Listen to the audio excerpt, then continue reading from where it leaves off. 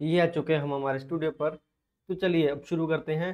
सबसे पहले हम जो यूज़ करेंगे वो करेंगे बी एलिमेंट का, जो है बोल्ड। तो समझिए आप एक पैराग्राफ बना रहे हैं अपनी वेबसाइट में और आप चाहते हैं कि वो एक स्पेसिफिक टेक्स्ट, चाहे वो आपके बुक का नाम हो, चाहे वो कोई स्पेसिफिक चीज हो जो आपने एक यूजर को या आपने जो भी आपकी वेबसाइट देखेगा चाहते हैं कि उसे पढ़े, तो उसे पता चले कि ये है जो एक मेन की है या किसी चीज का नाम है। तो हम सबसे पहले वही डिजाइन करेंगे। तो सबसे पहले हम यहाँ पर लिखते हैं एक पी टैग लिख लेते हैं, और पी टैग के बीच में लिखेंगे हम एक छोटा सा पैराग्राफ।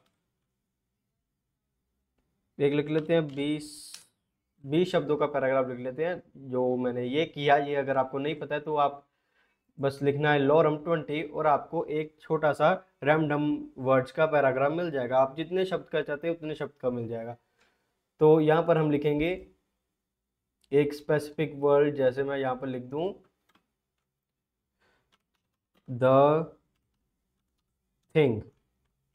यहाँ पे मैंने द थिंग लिखा, और अगर मैं चाहता हूँ कि ये बोल्ड दिखे, सबसे पहले मैं सेव करता हूँ और चलते हैं हमारे ब्राउज़र पर। और यहाँ पर आप जैसे देख रहे हैं कि हमारा पैराग्राफ आ चुका है, और मैं यहीं पर एक देख रहे हैं आप, जैसे मैंने बी टैग लिखा है यहाँ पर। तो अगर द थिंग है जो मैं बी टैग के बीच में रखकर सेव कर देता हूँ, तो क्या चेंज आएगा? आप देख रहे हैं जो द थिंग है वो बोल्ड हो चुका है। अगर नहीं दिख रहा मैं जूम कर देता हूँ। तो ये देखिए जो द थिंग है वो बोल्ड हो चुका है। मतलब अगर कोई पूरा पैराग्राफ पढ़ रहा है और आपने सिर्फ एक या दो जो शब्द है उस पर ही आपने फोकस डालना है, तो आप उसे बोल्ड कर सकते हैं। तो जैसे आप देख रहे हैं सारे पैराग्राफ में सिर्फ द थिंग ही है जो बोल्ड हो चुका है। मतलब ये एक इंपॉर्टेंट या एक स्पेसिफिक थिंग है जो आपको अच्छे से पढ़नी है या जरूरी है। और ऐसे ही अगर आप एक और जो है टैग का यूज करते हैं, जैसा कि आपने देखा होगा जो भी ज्यादातर वेबसाइट बुक्स के बारे में है वहां पर बुक का नाम जो है इटैलिक में ही लिखा होता है, क्योंकि उससे थोड़ा सा एक यूजर को पता चल जाता है कि हाँ, जो ये इटैलिक में लिखा है ये ही बुक का नाम होगा सारे पैराग्राफ में। तो अगर हम समझे कि बुक का नाम है, अगर हम ये जो शब्द है वेल पटस, ये वैसे तो रैंडमली चूज किया हुआ है, इसे हम एक इटैलिक शब्द में बदलना चाहें, जैसे पहले मैं आपको दिखा देता हूं। जो ये है,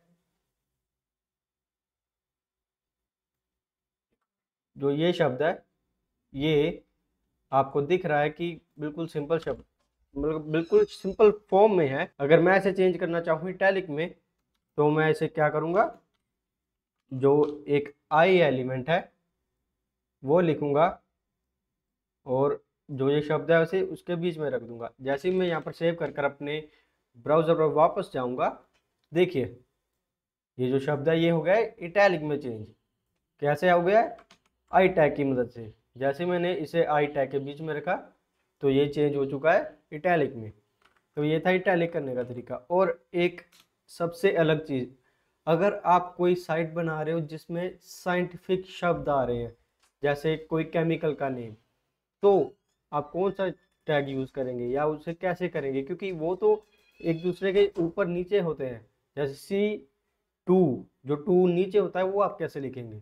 तो वो मैं आपको अभी समझाता हूँ कि हम यूज़ करेंगे सब और सब का। सबसे पहले हम यूज़ करेंगे एक सिंपल टेक्स्ट। पहले हम लिखते हैं H1 लिख लेते हैं। चलो H1 में लिखते हैं CO2। जो CO है वो तो अपनी जगह पर है, लेकिन जैसे मैंने CO2 लिखा तो ये सीधा ही दिख रहा है हमें। ठीक है, टू को नीचे होना चाहिए क्योंकि ऑक्सीजन के दो कंपोनेंट होते हैं। तो यही मैं लिखता हूँ CO2 को। अगर हमें टू नीचे लेकर जाना है तो हमें लिखना होगा सब। मतलब एक हम बनाएंगे एलिमेंट जिसमें हम लिखेंगे SUB। ये हमने लिख लिया सब, और ये जो टू है हम सबके बीच में रख देंगे और यहीं पर इसे सेव करेंगे। और अपने ब्राउज़र पर जाएंगे तो आप क्या देख रहे हैं, ये CO2 बन चुका है अब, क्योंकि टू नीचे चला गया है। और ऐसे ही अगर कोई केमिकल है, जैसे हम N2O लिखेंगे, या हम यहाँ पर ऐसे ही इसे ही सेम कॉपी कर लेते हैं, कॉपी पेस्ट करेंगे और यहीं पर हम लिखेंगे N2O।